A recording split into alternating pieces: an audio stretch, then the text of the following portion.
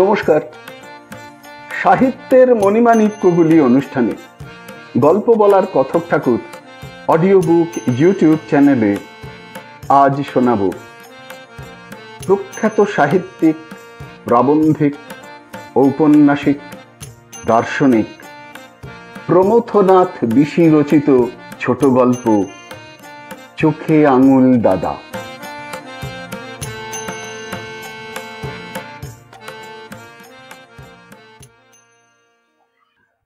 পুরাকালে জম্বুদ্বীপে চোখে আঙুল দাদা নামে এক ব্যক্তি বাস করত। তাহার এই অদ্ভুত নামটি নিজের কীর্তি দ্বারা অর্জিত।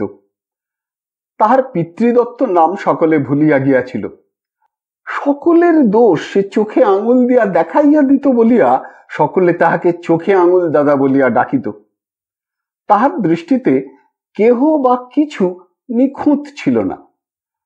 কোন লোককে সকলে সুপুরুষ বলিয়া প্রশংসা করিবা মাত্র তাহার ভ্রুকুঞ্চিত চোখের দৃষ্টি ছিদ্রান্বেষী হইয়া উঠিত। সুপুরুষ ব্যক্তিটিকে সে আপাদ মস্তক খুঁটিয়া দেখিয়া বলিয়া উঠিত, এই যে, এই বলিয়া তাহার অঙ্গুলি সুপুরুষের গালের একটি তিলের উপরে গিয়া পড়িত। সে বলিত, এত বড় একটা তিল থাকিতে তোমরা সুপুরুষ বলিতেছ? ছি ছি ছি ছি। পূর্ণিমার চন্দ্রালোকে কোনো ব্যক্তি মুগ্ধ হইলে চোখে আঙুল দাদা বলিত, তবু যদি কলঙ্ক না থাকিত। একবার ভাবিয়া দেখো দেখি, ওই জায়গাটা কালো হওয়াতে কতটা আলো হইতে বঞ্চিত হইতেছি। একদিন তাহার গ্রামের কোনো যুবক সদ্য বিবাহিত বধূকে লইয়া ফিরিয়া আসিল। সকলে বউ দেখিতে গেল। বউটি অনুপম সুন্দরী। সকলেই বউ দেখিয়া সন্তুষ্ট হইল। একজন চোখে আঙুল দাদাকে শুধাইল, কেমন দাদা, এবার তো সর্বাঙ্গ সুন্দর দেখিলে? চোখে আঙুল দাদা ঈষৎ হাসিয়া বলিল, মন্দ নয়। লোকটি বলিল, মন্দ নয়? এমন আর কখনো দেখিয়াছ? দাদা বলিল, সুন্দর বটে, তবে একটি খুঁত আছে। সকলে সমস্যারে শুধাইল, কি খুঁত আবার দেখিলে? চোখে আঙুল দাদা বলিল, বউয়ের মুখে বসন্তের দাগ নেই কেন? তারপরে সে বলিল, ভায়া, আমার দৃষ্টিকে ফাঁকি দেওয়া সহজ নয়। জগতে কিছু নিখুঁত থাকিলে তবে তো নিখুঁত দেখিব। সকলে বুঝিতে পারিত না তাহার দৃষ্টি কোন বিধাতা সৃষ্টি করিয়াছিলেন। সকলে সংসারকে সুন্দর দেখে। চোখে আঙুল দাদার দৃষ্টিতে সংসারের মুখমণ্ডলে বার্ধক্যের বলিচিহ্ন প্রকাশিত হইয়া পড়ে ভাবিয়া লোকে তাহাকে সমীহ করিত, এবং ভয়ও যে না করিত এমন নয়। আর একদিনের ঘটনা বলিতেছি। শহরে একটি রাজপথের পার্শ্বে একটি গভীর নর্দমা ছিল। নর্দমাটি বিষাক্ত পঙ্কে পূর্ণ। একদিন হঠাৎ একজন লোক সেই নর্দমায় পড়িয়া গিয়া নিমজ্জিত হইতে লাগিল। সে রক্ষা পাইবার আশায় সকলকে ডাকিতে লাগিল। অনেক লোক জুটিয়া গেল, কিন্তু কে নামিবে? পঙ্ক যে কেবল গভীর মাত্র এমন নয়, বিষাক্ত বাষ্পে পরিপূর্ণ। যে নামিবে তাকে জীবনের আশা ছাড়িয়াই নামিতে হইবে। সকলে হায় হায় করিতে লাগিল। ওদিকে লোকটির নিঃশ্বাস রুদ্ধপ্রায় হইয়া আসিল।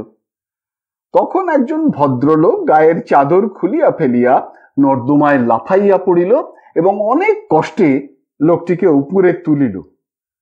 কিন্তু বিষবাষ্পের ক্রিয়ায় অল্পক্ষণের মধ্যেই দুইজনেরই প্রাণ বাহির হইয়া গেল। শহরের লোকে স্থির করিল সেই মহাপ্রাণ উদ্ধারকর্তার উদ্দেশ্যে একটি স্মৃতিস্তম্ভ স্থাপন করিবে। কথাটা চোখে আঙুল দাদার কানে গেল। সে ঈষৎ হাসিয়া বলিল, স্তম্ভ স্থাপন করিবে করো, কিন্তু ইহার মধ্যে মহাপ্রাণতা কোথায়? সকলে বলিল, সে কি দাদা? চোখে আঙুল বলিল, তা বই কি, আসল কথা তো আমার অজ্ঞাত নয়। উদ্ধারকর্তা বিপন্ন লোকটির কাছে অনেক টাকা পাইত। পাছে লোকটি মারা গেলে তাহার টাকা মারা যায়, সেই আশঙ্কায় সে নর্দমায় নামিয়াছিল। ইহা তো হিসাব নিকাশ, লাভ লোকসানের ব্যাপার। ইহার মধ্যে মহত্বটা দেখিলে কোথায়? লোকে তাহার কথা শুনিয়া অবাক হইয়া গেল। তারপরে চোখে আঙুল দাদা আরো বলিল, কোন কথাই বা আমি জানি না। এই স্তম্ভ স্থাপনের ব্যাপারে যে সবচেয়ে অগ্রণী, তাহার যে সুবৃহৎ মার্বেল পাথরের কারবার আছে, ইহা কে না জানে? স্তম্ভ স্থাপন করিলে তাহার মার্বেল পাথর বিক্রয় হইবে, এই কারণেই কি তাহার উৎসাহটা নয়? তারপর সে সমবেত জনতাকে উদ্দেশ করিয়া বলিল, তোমরা ভালো মানুষ, যাহার অপর নাম নির্বোধ। তোমরা ঠকিতে পারো, কিন্তু আমাকে ঠকানো অত সহজ না। এই বলিয়া সে হাসিল। স্তম্ভটা স্থাপিত হইল বটে, কিন্তু চোখে আঙুলের ব্যাখ্যার গুণে লোকের আর তেমন উৎসাহ থাকিল না। এইসব কারণে, অর্থাৎ তাহার দৃষ্টির গুণে, সবাই চোখে আঙুলকে বড়ই ভয় করিত। পারতপক্ষে কেহ তাহার কাছে ঘেঁষিত না, তাহাকে এড়াইয়া চলিত। কোনো কাজে অগ্রসর হইবার আগে তাহাকে যথাসম্ভব উপঢৌকন পাঠাইয়া দিত। সকালে বিকালে তাহাকে গড় হইয়া প্রণাম করিত এবং উপদেশ লইবার অছিলায় তাহাকে খোসামত করিয়া আসিত। চোখে আঙুল দাদা বড় আরামে ছিল।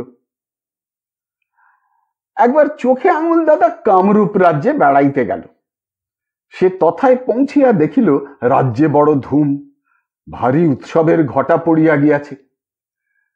সে দেশের অধিবাসীগণ নানা বর্ণের পোশাক পরিয়া পতাকা, তুরি, ভেরি, শঙ্খ, জয়ঢাক লইয়া শোভাযাত্রায় বহির্গত।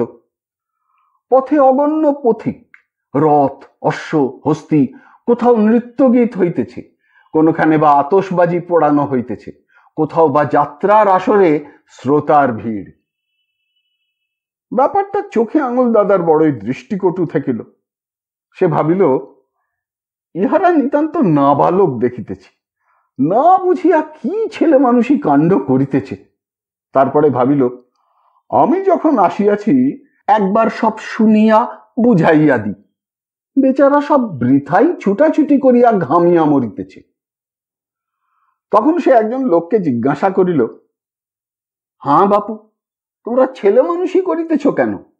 কিসের জন্য এমন আয়োজন, আমাকে বুঝাইয়া দাও তো। লোকটি বলিল, আজ কামরূপ রাজ্য স্বাধীন হইল। এক পাহাড়ি জাতি এ রাজ্য অধিকার করিয়াছিল, তাহারা স্বেচ্ছায় এ রাজ্য ছাড়িয়া যাইতেছে, তাই এই উৎসব। কারণ শুনিয়া চোখে আঙুল দাদা গালে হাত দিয়া বলিল, হায় হায় হায়, এত বড় ফাঁকিটা তোমরা ধরিতে পারিলে না? যদি ঘটে সেটুকু বুদ্ধি না থাকে, তবে আমাকে জিজ্ঞেস করতে কি হইয়াছিল? লোকটি বিস্মিত হইয়া শুধাইল, ইহাতে ফাঁকি কোথায় দেখিলেন? চোখে আঙুল বলিল, আগাগোড়াই ফাঁকি। সে বলিল, এ স্বাধীনতা স্বাধীনতা নয়, পরাধীনতার নূতন পেঁচ। এই সোজা কথাটা তোমরা বুঝিতে পারো নাই? লোকটি বলিল, এখনো বুঝিতে পারিলাম না। চোখে আঙুল বলিল, তবে বুঝাইয়া দি। আমাদের নূতন শাসকের মাথায় টাক এবং চোখে কালো চশমা, লক্ষ্য করিয়াছ কি? এসবের অর্থ কি? তোমাদের প্রধানমন্ত্রী ধুতি চাদর পরে এবং দ্বিতীয় মন্ত্রীর পায়ে জুতা জোটে না, এ সমস্ত কারণ অবগত আছো কি? লোকটি বলিল, অবশ্যই আছি, কিন্তু এ সমস্ত যে নূতন পরাধীনতার লক্ষণ তা তো জানি না। চোখে আঙুল বলিল, তবে জানিয়া লও। এই বলিয়া খেদ করিতে লাগিল, হায় হায়, একটা জাত আজ পরাধীন হইতে চলিল। ইতিমধ্যে তাহার চারিদিকে অনেকগুলি লোক জুটিয়া গেল। তখন সে তাহাদের সম্বোধন করিয়া বক্তৃতার সুরে বলিতে আরম্ভ করিল, ভাই সব, আজ তোমরা পরাধীন হইতে চলিলে। এ পরাধীনতার শৃঙ্খল হইতে আর কখনো মুক্ত হইতে পারিবে কি? শীঘ্র গিয়া নূতন শাসককে তোমরা সাদা নিশান দেখাও। তাহার কালো চশমায় সাদা নিশান কালো বলিয়া প্রতিভাত হইবে। শীঘ্র গিয়া প্রধানমন্ত্রীকে এক জোড়া শাল ও দ্বিতীয় মন্ত্রীকে এক জোড়া জুতা উপহার দাও। জামাহীন ও জুতাহীন মন্ত্রীর অধীনে বাস করা কি পরাধীনতা নয়? আর ওই যে অদূরে একটি শান্ত্রী দেখিতেছি, লোকটাকে দেশি বলিয়া বোধ হইতেছে, অবশেষে দেশি সঙ্গিনের খোঁচা খাইবে। হায় হায়, এমন অধঃপতন তোমাদের ঘটিল। সত্য কথা বলিতে কি, কামরূপের অধিবাসীগণ একেবারেই অতিথি পরায়ণ নয়। তাহারা চোখে আঙুল দাদার বক্তৃতায় উত্তেজিত হইয়া উঠিয়া তাহাকে মারিতে মারিতে অল্পক্ষণের মধ্যেই তাহাকে সাধনোচিত ধামে প্রেরণ করিল। চোখে আঙুল দাদা পরলোক গিয়া সোজা বিধাতা পুরুষের নিকটে উপস্থিত হইল। বৃদ্ধ বিধাতা পুরুষ তখন সুচ সুতা লইয়া ইতিহাসের জীর্ণ পন্থা শিবন করিতেছিলেন। চোখে আঙুল দাদা তাহাকে গিয়া বলিল, স্যার, একটা কথা জিজ্ঞাসা করিতে পারি?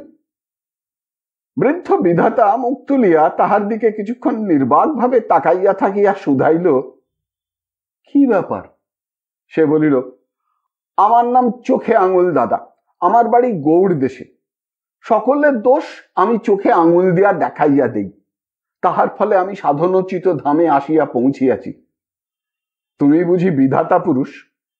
বিধাতা বলিল, হ্যাঁ, কি চাও? সে বলিল, আর কিছুই নয়, বিশ্ব সৃষ্টির আগে আমার সহিত কনসাল্ট করিলে না কেন, তাই জিজ্ঞেস করিতেছি। বিধাতা শুধাইল, কেন বাপু?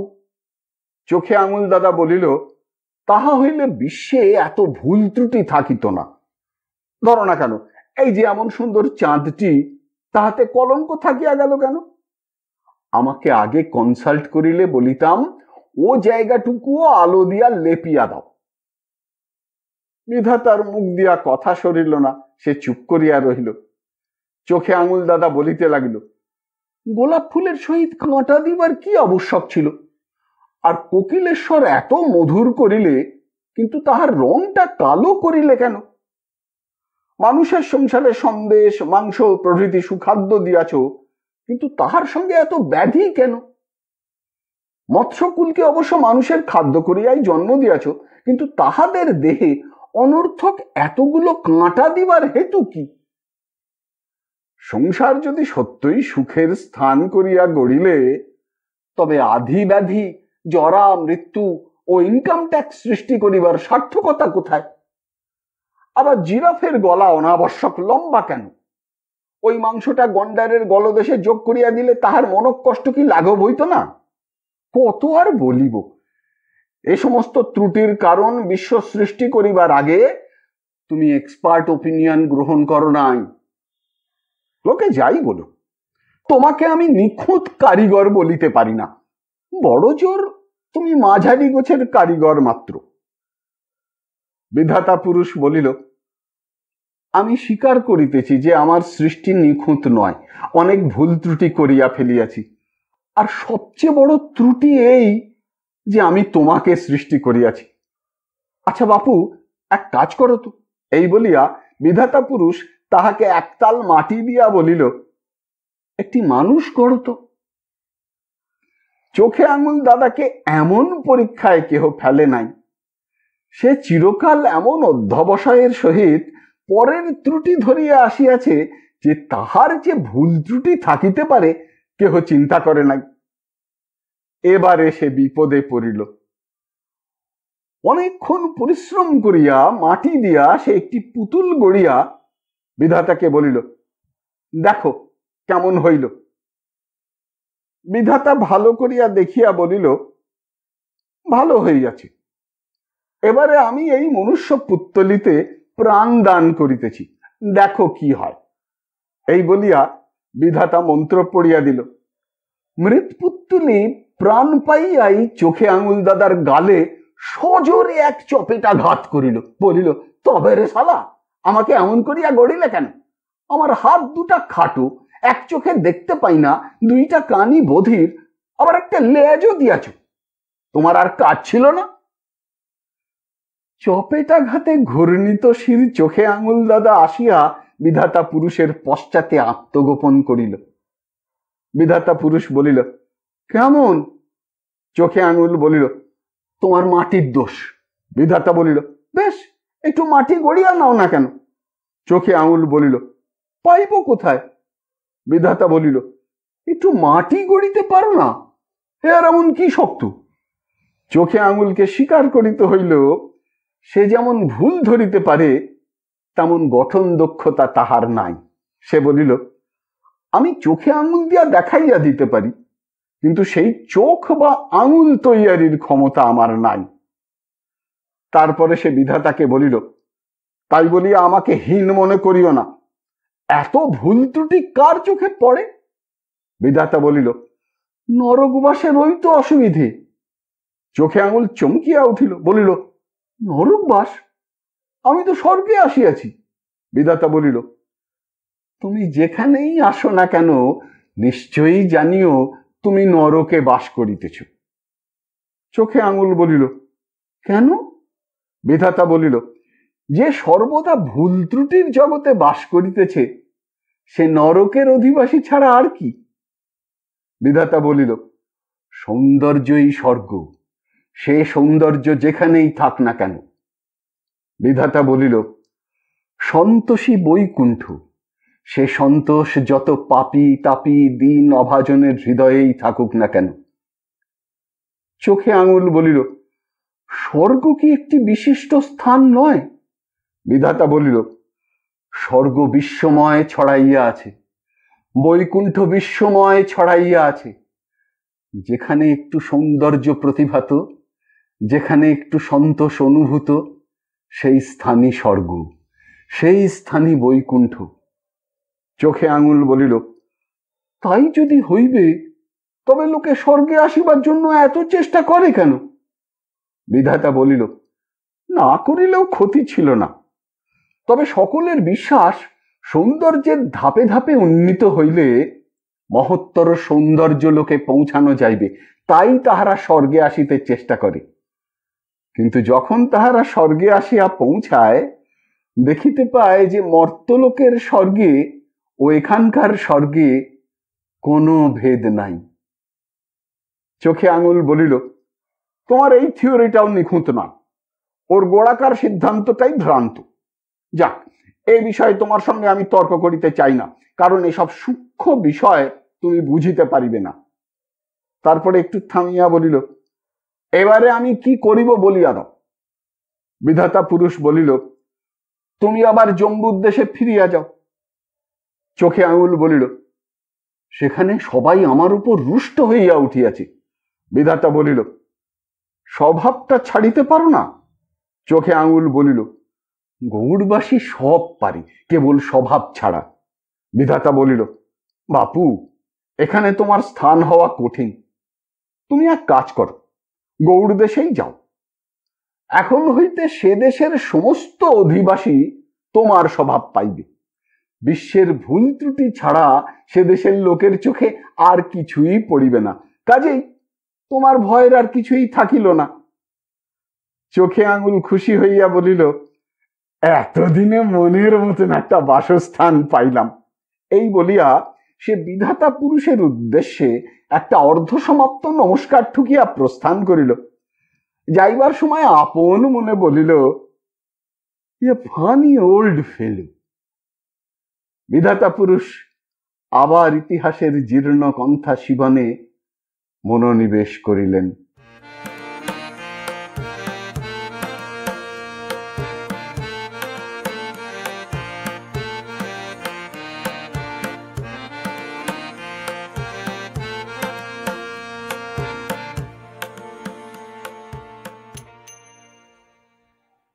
শুনলেন প্রমথনাথ বিশি রচিত ছোট গল্প চোখে আঙুল দাদা। যদি এই অনুষ্ঠানটি আপনার ভালো লেগে থাকে, তবে অবশ্যই একটি লাইক দিয়ে আমায় উৎসাহিত করবেন। যারা এখনো আমার এই চ্যানেলটিকে সাবস্ক্রাইব করেননি, তারা অবশ্যই সাবস্ক্রাইব বোতামটি টিপে চ্যানেলটিকে সাবস্ক্রাইব করে নেবেন এবং ভিডিওর কমেন্ট বক্সে আপনার মূল্যবান মতামত জানিয়ে চ্যানেলটিকে আরো এগিয়ে নিয়ে যেতে আমায় সাহায্য করবেন। ভালো থাকুন, পাশে থাকুন, সুস্থ থাকুন আর শুনতে থাকুন সাহিত্যের মণিমাণিক্যগুলি অনুষ্ঠানটি। নমস্কার।